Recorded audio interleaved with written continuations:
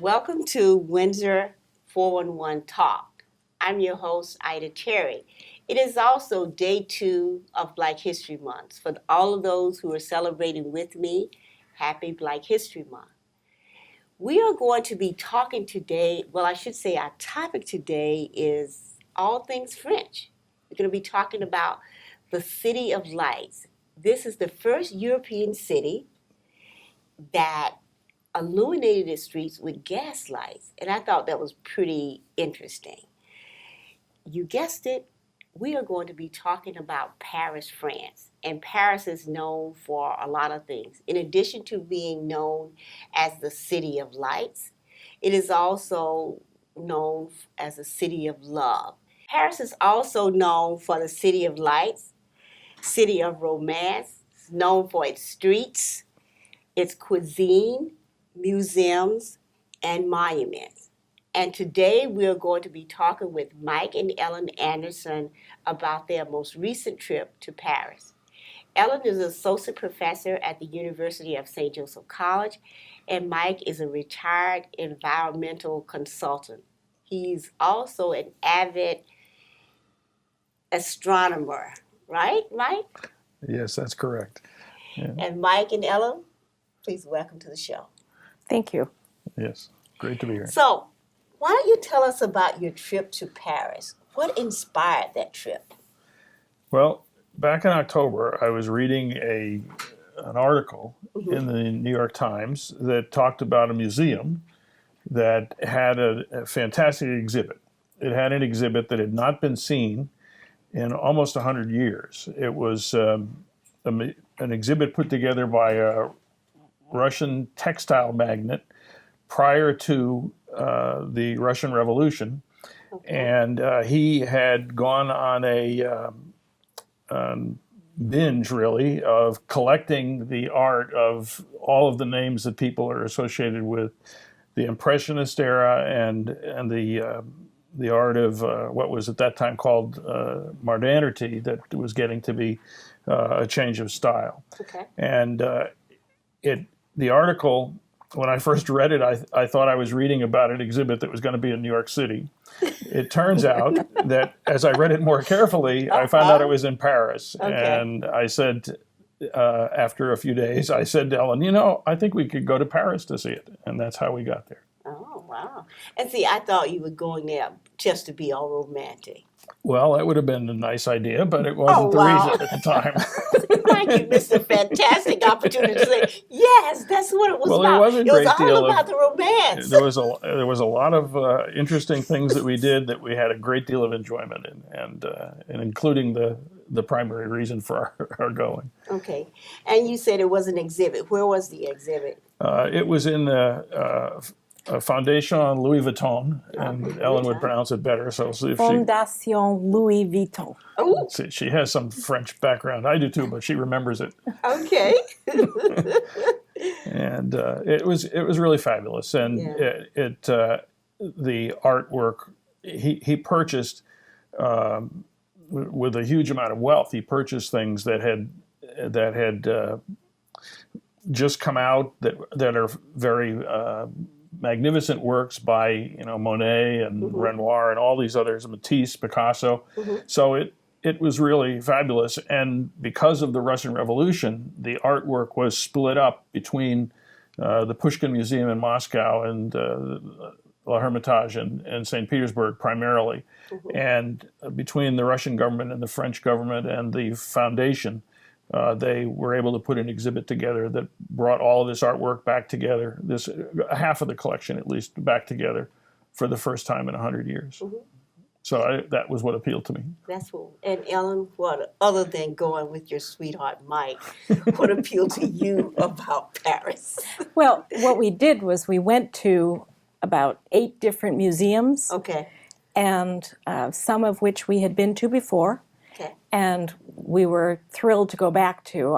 My favorite artwork are the Impressionists. Okay. And we went to 3 or 4 different museums. In fact, the day that we went to the Fondation, in the morning, we went to the Musée d'Orsay, which is one of my favorite museums.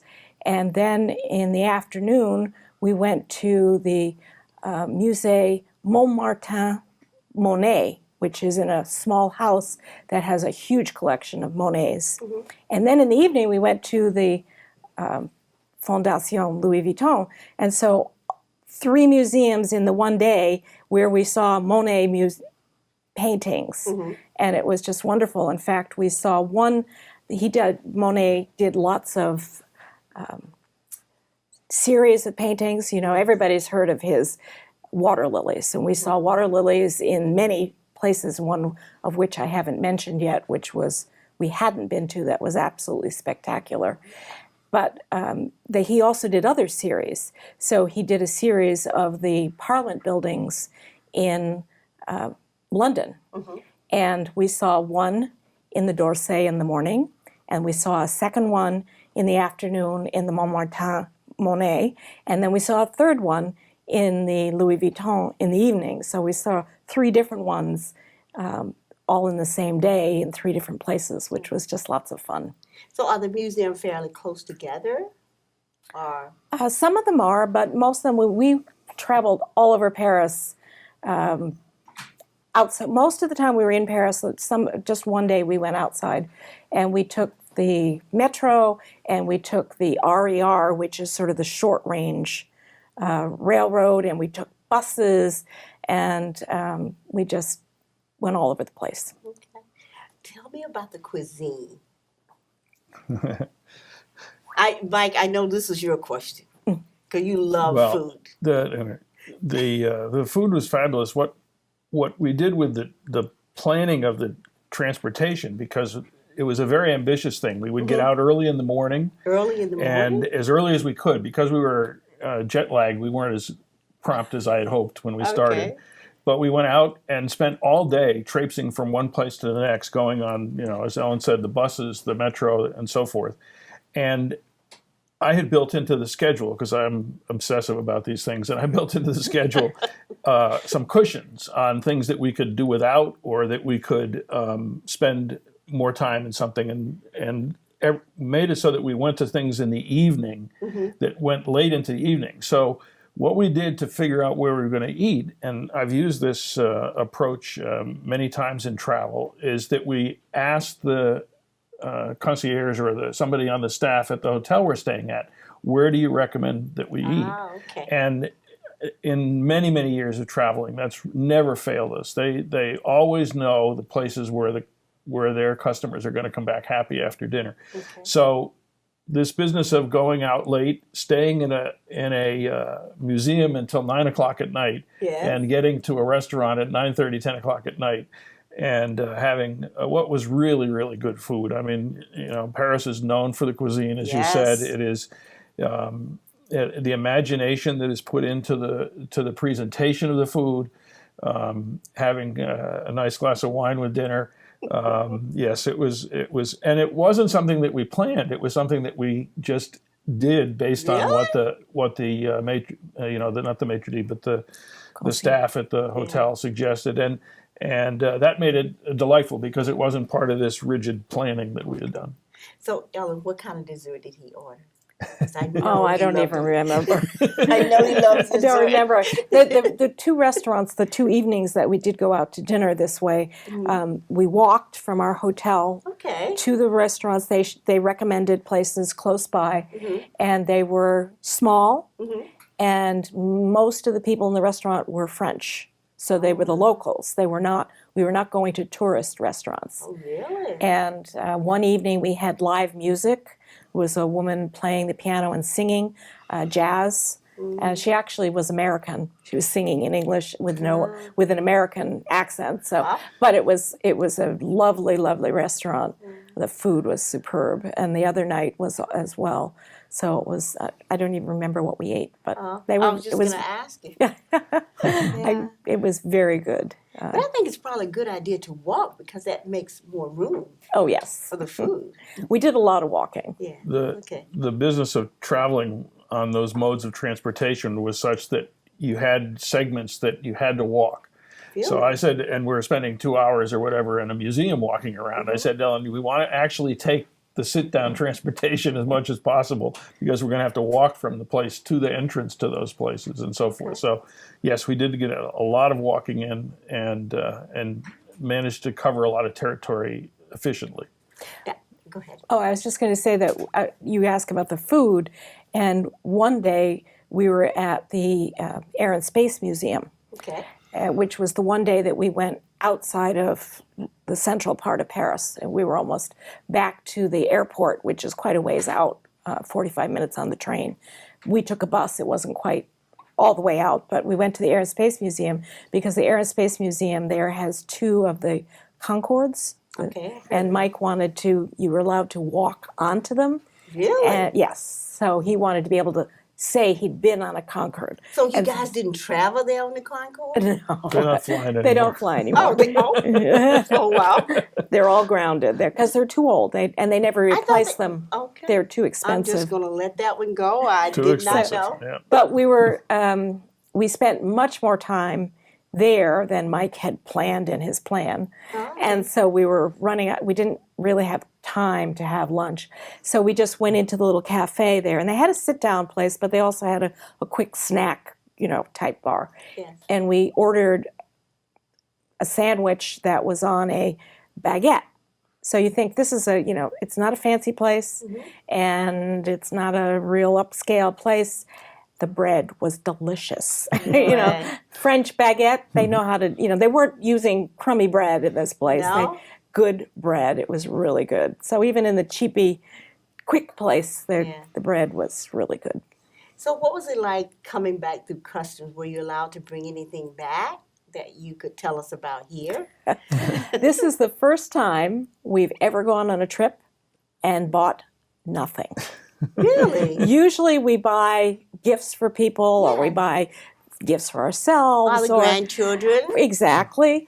And this is the first time we put on the card that you have to fill out Yes. $0. Really? We were only there for 4 days, Oh, and we okay. didn't really have time to go shopping. And I wasn't really interested in going shopping. I love to shop, Yes, but so I do I. wasn't. I wasn't interested in shopping. That wasn't the point of the trip. I also heard Paris is known for its shopping. That's why I'm so surprised that you did not do any shopping. Tell me about the wine. Okay. Both of us prefer red wine. Okay. And that's goes nicely with dinner. So one of the things that I did on this trip throughout the places we went to is we're allowed. I was videoing the artwork in the museums and videoing outside of the scenery. We had very nice, chilly weather, but pleasant weather. Didn't rain, and nice blue sky, so a nice background. And so in the restaurants, while Ellen is enjoying her wine, I was filming her. So she occasionally, I have a little clips of that. So it's good. We could go back and look and see what we actually ate because you did video. I did video of just some of the meals, some of the desserts. I was going to mention before that there was this nice little thing that had some raspberry syrup on it and some whipped cream, and it was very light. It looked very rich, but it was actually very light and delicious.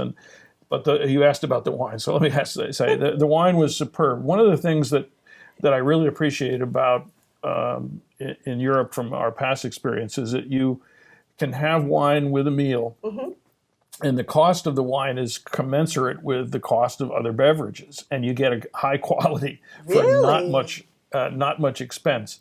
And so, just having a nice glass of wine with dinner is one of the great pleasures at the end of these essentially marathon days where we were, out early and out and running all over the city and getting back to the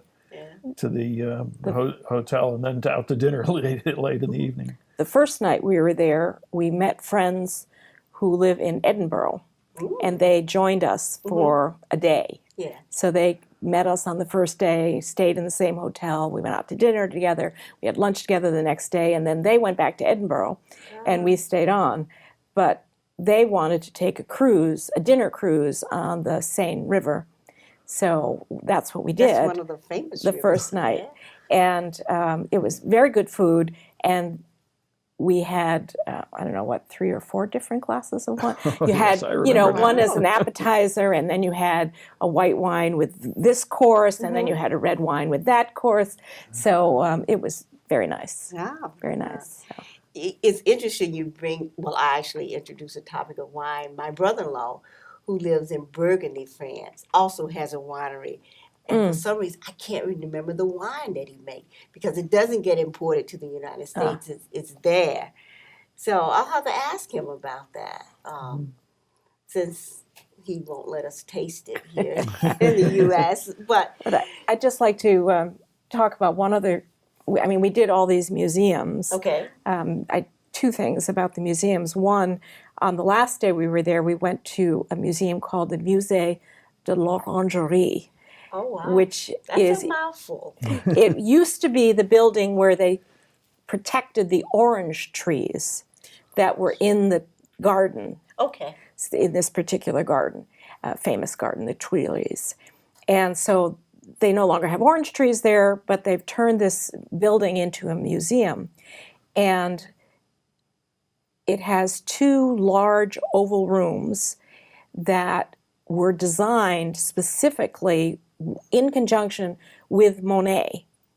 He was involved with the design, and what he did is he painted 4 huge, I mean, what are they, like 30 feet, 50 feet long? 30, And certainly. the paintings are curved, one for each side of the wall. So Really? there are 8 of them all together in 2 different rooms, and they're all different. They're all the water lilies. Different. One room is all, here's the water lilies at the morning, here's it in the evening, here's it at, in the middle of the day in the sunshine, and they're his basically the last paintings he did. So they are the most modernistic of the ones that he did, and they are just. And he wanted the space to be a space for the Parisians and others to come and to de-stress, to be a place of quiet and of relaxation and of meditation. And the paintings are just amazing, just gorgeous. So that was a wonderful, very small museum. And then downstairs they have a permanent exhibit, again, by a husband and wife, wealthy Parisian couple who collected art. And this is they donated the art to the museum, so this is their art. And so it's a lovely little museum. And then the other thing that we did that was spectacular is that we went to several churches and cathedrals that have cathedrals, yes. that one of the ones we'd never been in is called Sainte-Chapelle, which was the church cathedral connected to the palace where the royalty lived. So it was their private church, for them. Oh, really? And the upstairs is high Gothic. So when they've gotten to the point where they know how to build the building with huge arches, and there are no Posts. nothing to support in the middle. So the entire building is just supported by the curvature of the roof. And Genius. it's a huge high ceiling and a huge long space, and the entire 3 of the 4 walls just stained glass, basically almost from floor to ceiling. Wow. So spectacular stained glass, just, and this whole story of the Bible in all of the stained glass. Really? With every picture, all the way up to the ceiling, with 1,000 different little stories in the stained glass. Just amazing, just amazing. And it's all mostly bluish skin, so you're in the building, it's this blue light, and it's just beautiful. How long it took them to do that? I don't remember. Erect that structure and then put all of this. And they only just, I don't know how long ago, not long ago, they just cleaned every piece of glass. Wow. The structures, not remembering that one in particular, but they go back hundreds and hundreds of years. I mean, one of the places that we went to, St. Denis. St. Denis, the original structure was like in 365, like 1,600 And then they years ago. expanded it. And most of the royalty are buried in that church. Yeah, and this one is later than that, but probably in the, I don't remember, 12, 13, 1400 range. And the whole complex is now sort of a part of the Ministry of Justice, but it is as Ellen said, just a gorgeous view inside. And when you're outside, I'm taking the video outside, and it looks like a building. And you get inside, and the light coming in through the stained glass lights it up. And that's what's astonishing about it. From the outside, if you didn't, like, I wasn't really appreciative because, we're running around, and you get inside and you look at it and you go, oh, now I know what they were doing. How does that compare to your hobby of watching the stars and the elements and the eclipses? Because I know that's one of the things that you like. How does that Paris experience that you just described compares to?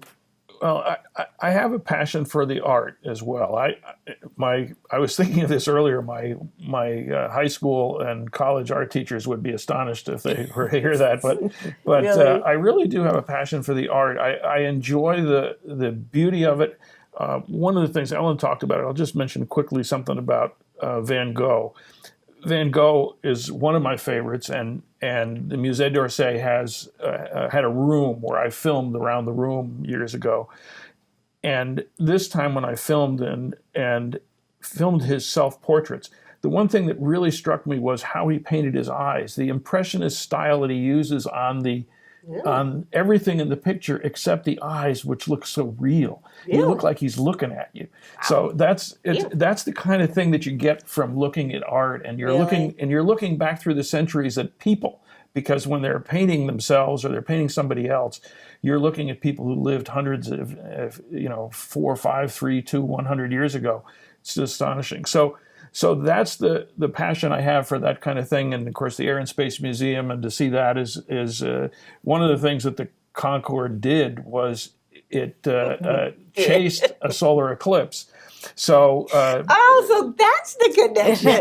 well, in part. We didn't know that they had an exhibit I on knew that. that. We knew they did it, but we didn't know they would have an exhibit. They exhibit on it. They had an exhibit right there about the eclipse chasers who chartered the And it was a scientific thing. What happens is the moon shadow can race across the Earth at 1,200 miles an hour, and the Concorde could only manage to go 1,050 in the location where this was occurring.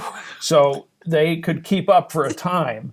So they had hoped they were going to get like 80 minutes in the shadow of the moon, but they got about 74. And they had instruments to measure, and it's a fascinating little thing that they did. I wanted to see the Concorde just because I would never flew on it. But I wanted to see I was fascinated they had the eclipse story. And the other part of it, though, in terms of the passion for total eclipses and things about astronomy, is this whole business of chasing all over Paris to go to all these places and try to squeeze as much in as possible. That was really a comparative experience, because we chase eclipses all over the world. Here we were chasing artwork essentially, and cuisine as well, as it turned out, all over Paris. Okay. So maybe we should call you the eclipse chaser now? You could call me an eclipse chaser. Okay. Yes. Ellen, what about you? Oh, I'm definitely one. I'm an eclipse chaser too. Really? Okay. Mike and Ellen, I really enjoyed my time here with you today. We could just go on and on talking about the museums in Paris and all the other stuff. I just want to say I had no idea the Concorde was no longer out there. But having said that, I really got an education today about Paris. And I guess it's true what some great person said, that Mike and Ellen, you'll always have Paris. This is Ida Terry, Windsor 411 Talk. See you next time.